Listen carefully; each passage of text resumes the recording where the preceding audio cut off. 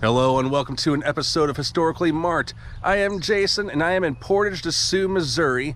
This was founded in 1799 and this is one of the oldest communities in the state of Missouri. This goes back even before the state was incorporated into the Union of the United States in 1821. So definitely, I mean, you can expect it has a lot of history and it's all right here. Behind me is the statue of Our Lady of the Rivers.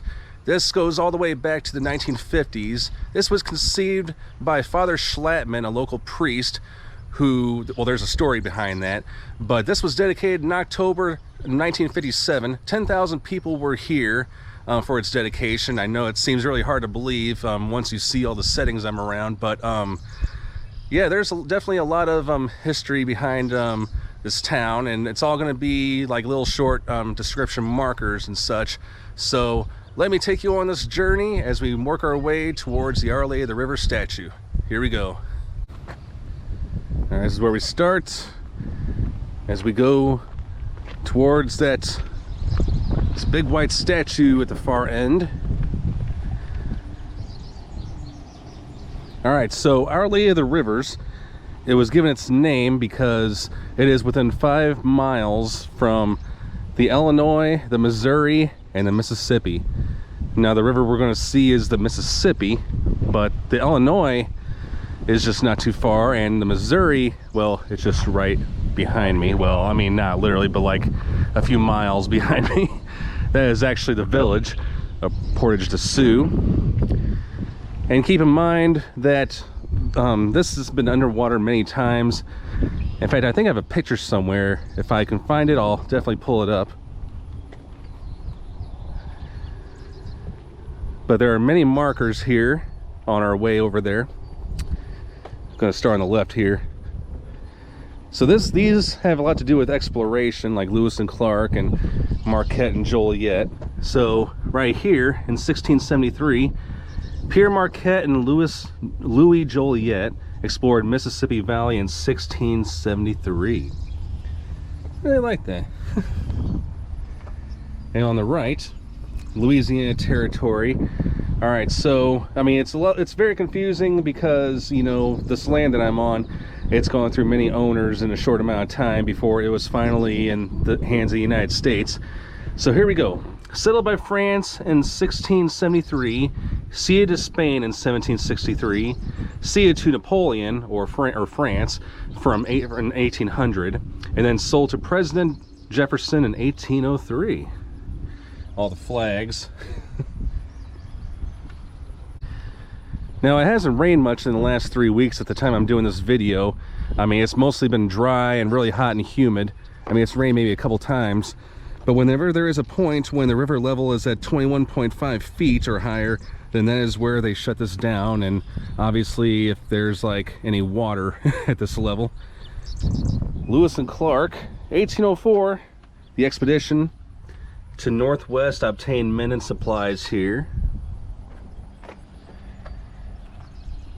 Also during that time, the forts and blockhouses in 1799, they were built on the site to protect white settlers from Indians and afterwards used in War of 1812.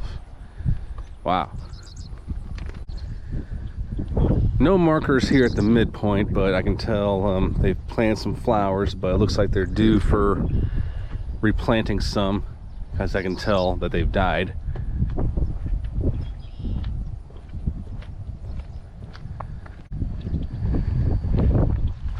All right, the 1815 treaty between all warriors, Indian tribes, and the United States, signed at Portage, Sioux. Overland escape route of Sioux Indians between Mississippi and Missouri rivers gave name to Portage, Sioux. And that looks like a tobacco pipe. Wow, okay.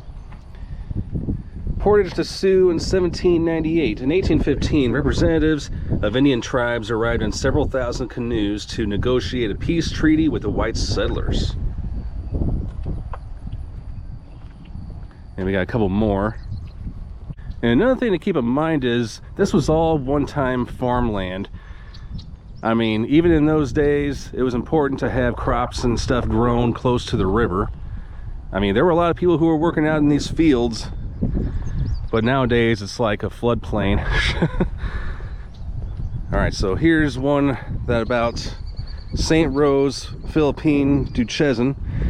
The first school arrived from France on mission to convert the Indians and establish the first school west of the Mississippi in St. Charles County in 1818. And the St. Francis of Assisi Church, or Assisi, sorry, first chapel built in 1813, first brick church completed in 1839, destroyed by fire in 1879, present church built in 1879. I'm going to go ahead and take you there briefly. Here we go.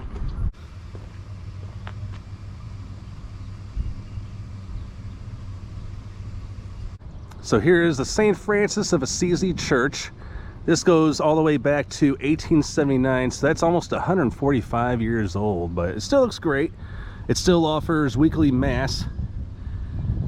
I don't know how many people are in the congregation, but I mean, still, I mean, I'm very impressed and blown away. And now we are approaching, well, not just the Mississippi River, but the statue of Our Lady of the Rivers. Help of Christians, pray for us. And here, there's some historical inscription right here. Welcome to Our Lady of the Rivers. From monument to a memory, back in 1951, raging floodwaters threatened to destroy Portage, the Sioux.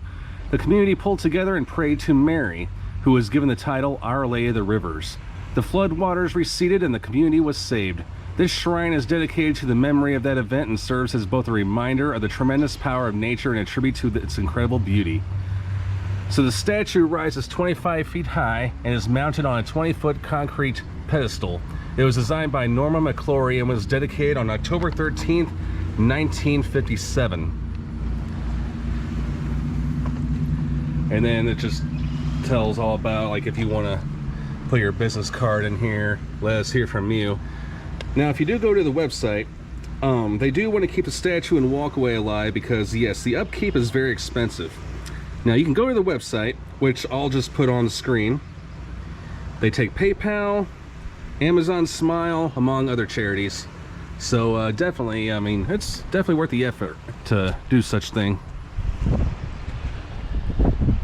And one thing that's not mentioned on here is this was constructed of fiberglass that was made by Monsanto Chemical Company, which, as most of us know, is a St. Louis company. Monsanto is now owned by Bayer, but that was within the last few years. I know it's a very big company, but it's hard to believe that, you know, Monsanto had something to do with this.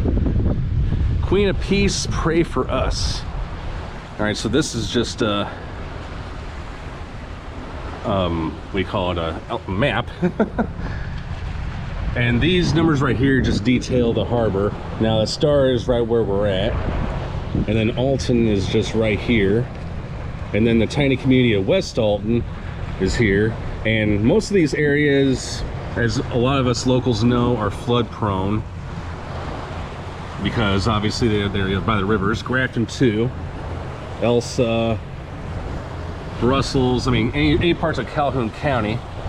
And down here you can push the button and it'll play a recorded message. I don't even know if it still works. It did last time I was here.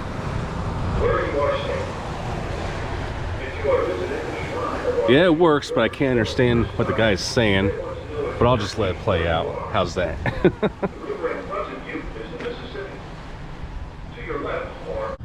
Alright, so just a little heads up. Whenever you do hit that button, he's going to be talking for pretty much a straight up 10 to 15 minutes.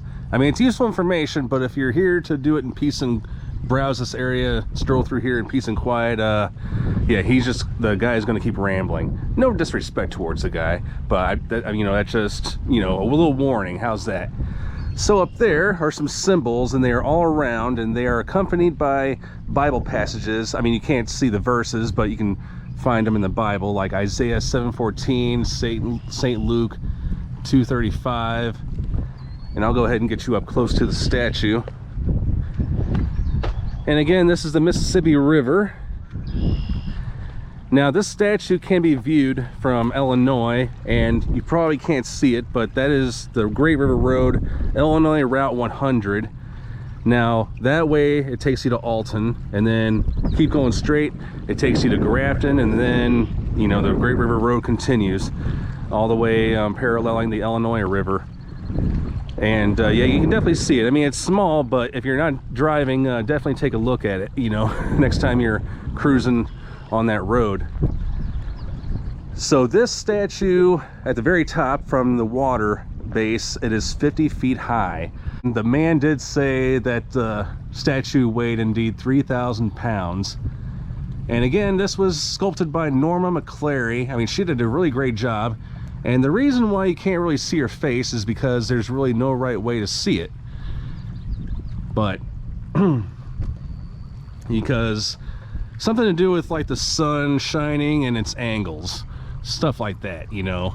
I'm not really much of a science guy, never was. And you can't really get up on the balcony. There's a door that I just showed you.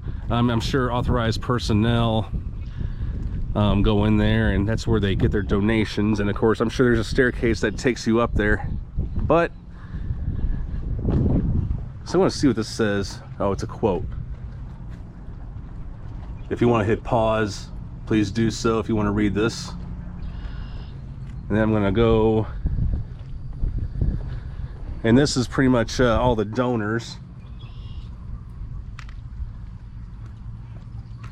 who helped make this all possible. And again, you can also make a donation. As I was saying earlier, just go to their website. I'm going to go ahead and take one last look at the Illinois Bluffs. And somebody is on their jet ski, I guess.